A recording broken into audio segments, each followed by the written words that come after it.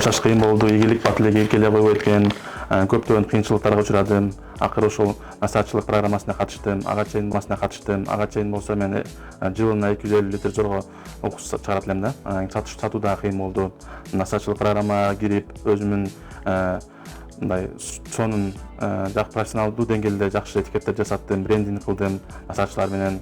Анан кийин ошондон баштап мен 750 литр, 700 литр уксус чыгара баштадым, саттым. Кудайга шүгүр, дагы Себет деген магазинге буйруса болот, сатылат, дагы сатылат. Вкусно деген ошто бар, ошол жерде сатылат.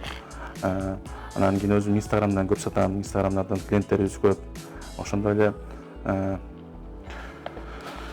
өзүңдүн ишиңди башташ абдан кыйын болот экен, себептен көптөгөн кыйынчылыктарга учурадым. Чын айтканда эми мисалы өзүмдүн брендимди жараттым, чоң ийгиликтерге жетtim. Кудай кааласа мындан да жакшы ийгиликтер болот деп үмүттөмүн. Бир уксус менен чектелбейбиз. Дагы башка алманын уксусу болот, жүзүмдүн уксусу болот, шпойниктин уксусу болот.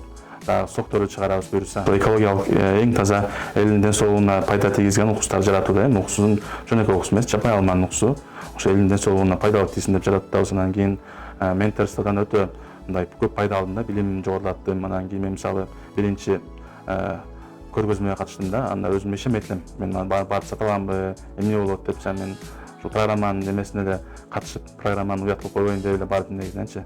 Анан кийин бирок ошол биринчи көргөзмөдө эле 50 литр сатып койдум. Анан кийин экинчи көргөзмөгө катыштым. Анда дагы үчүнчү көргөзмөгө катыштым. Анда дагы ошо ар көргөзмөдө менин сатууларым жогорулады.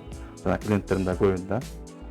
Биздин максат ошол айыл чарбаны өнүктүрүп, мындай экологиялык эң таза продукцияларды элге тартуулоо болуп эсептелет.